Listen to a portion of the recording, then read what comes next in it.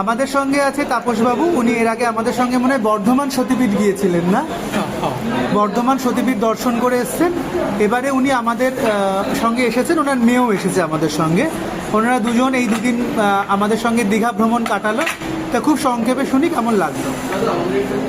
ভালো লাগলো, তবে সার্টেন এরিয়াস নিডস একটু ইমপ্রুভমেন্ট দরকার আছে। আচ্ছা, স্পেশালি হোটেল থাকা এবং খাওয়া ওই জায়গাটার একটু প্রয়োজন ছিল। আদারওয়াইজ রজত এবং অভিষেকের ব্যবহার আমাদের অনেক ভালো মুগ্ধ করে। সেই আকর্ষণে আকৃষ্ট হয়েই আমরা পরিবারই আসবো আসছি। আচ্ছা, এখন দুপুরের খাওয়া দাওয়াটা হোক, সেটা দেখুন আপনার কতটা পছন্দ লাগে। আর আমরা চেষ্টা করি আমাদের পক্ষ থেকে সবটা দেওয়ার। এবার কিছু জিনিস হয়তো আমাদের হাতে থাকে না, সেটা থাকে না। হ্যাঁ আমরা চেষ্টা করি। হোটেলটাই বললাম, হ্যাঁ। হয়তো আচ্ছা, ভালো লাগলো। তুমি বলো এবার কেমন লাগলো? বাবার সঙ্গে ঘুরতে এসেছে, ভ্রমণিকার সঙ্গে মনে হয় প্রথম।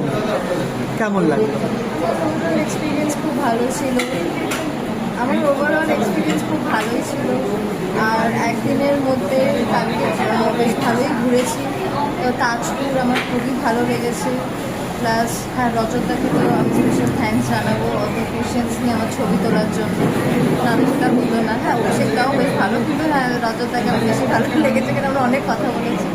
হ্যাঁ, খুব ভালো ছিল। ওভারঅল এক্সপিরিয়েন্স খুবই ভালো ছিল। আবার আসবে তো? ঠিক আছে, টাটা।